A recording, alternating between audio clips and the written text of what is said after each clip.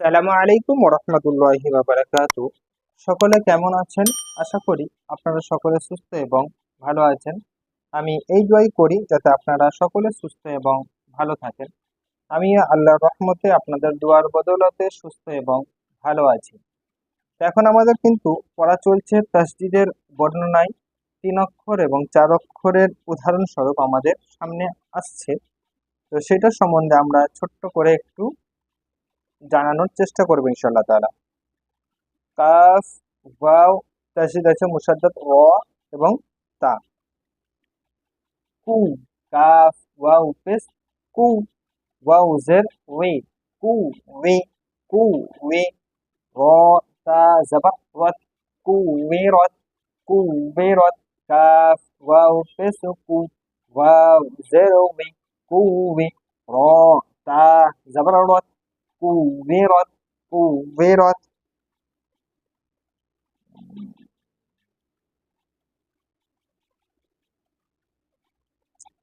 ইয়া, তা, ওয়াও, লাম। লামে কিন্তু মুসাদ্দাত আছে, মানে লাম মুসাদ্দাত তাসদিদ আছে ওই জন্য। ইয়া, জবর ইয়া। তা, জবর তা, ইয়াতা। ওয়াও, লাম জবর ওয়াল, ইয়াতাওয়াল। লাম জবর লা, ইয়াতাওয়াল্লা, ইয়াতাওয়াল্লা। ইয়া, জবর ইয়া। তা, জবর তা, ইয়াতা। ওয়াও, লাম জবর ওয়াল, ইয়াতাওয়াল।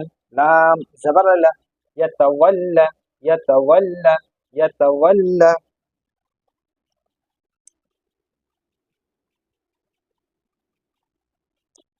فا،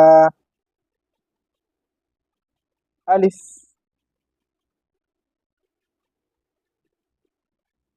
صاد،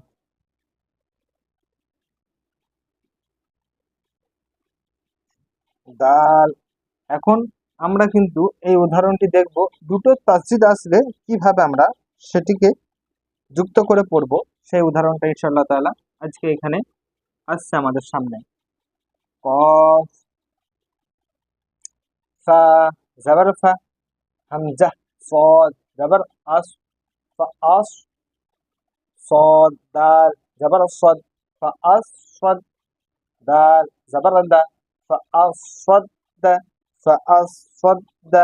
قاف زبر ق، فأصدق، فأصدق।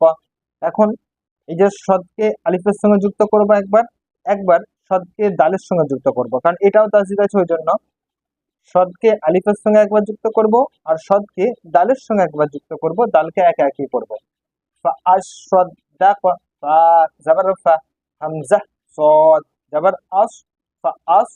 صاد دال زبر صد، فأصد دال زبر دا، فأصد دا. قاف زبر ق، فأصدق، فأصدق.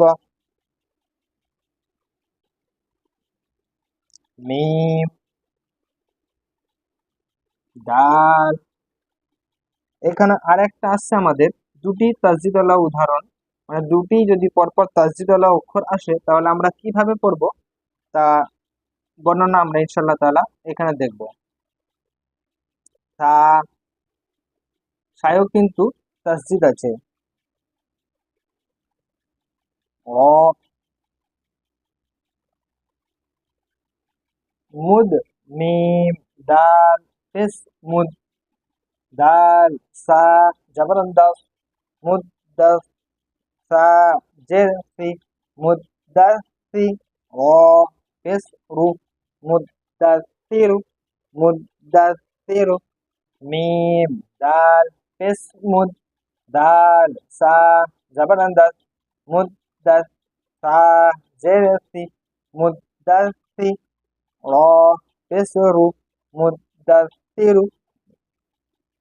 এই দালকে একবার মিমের সঙ্গে যুক্ত করতে হবে আর একবার এই দালকে সায়ের সঙ্গে যুক্ত করতে হবে।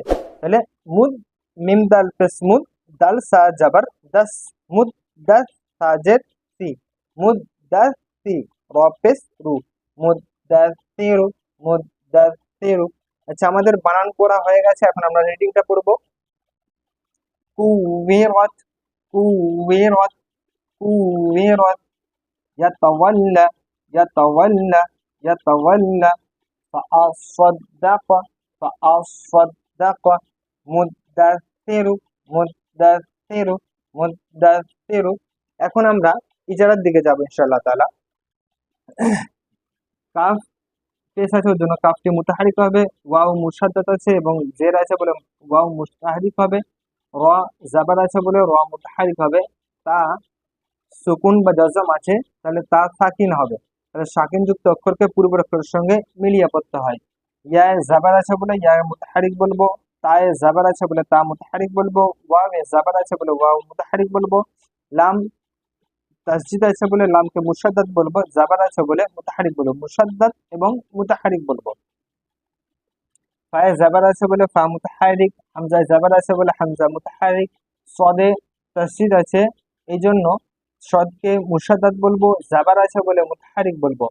দালে তাসজিদ আছে এই জন্য দালকে মুশাদ্দাদ বলবো, জাবার আছে বলে মুতাহারিক বলবো। কফ জাবার আছে বলে মুতাহারিক বলবো। ফাআসাদ্দাক এটা ইজারা হয়ে গেছে। মুদ্দাসসিরু মিমে পেশ আছে ওই জন্য মিমকে মুতাহারিক বলবো, দালে তাসজিদ আছে ওই জন্য দালকে মুশাদ্দাদ বলবো, জাবার আছে বলে মুতাহারিক বলবো। সা তাসজিদ আছে ওই জন্য সাকে মুশাদ্দাদ বলবো, জের আছে বলে মুতাহারিক বলবো, র পেশ আছে বলে মুতাহারিক বলবো।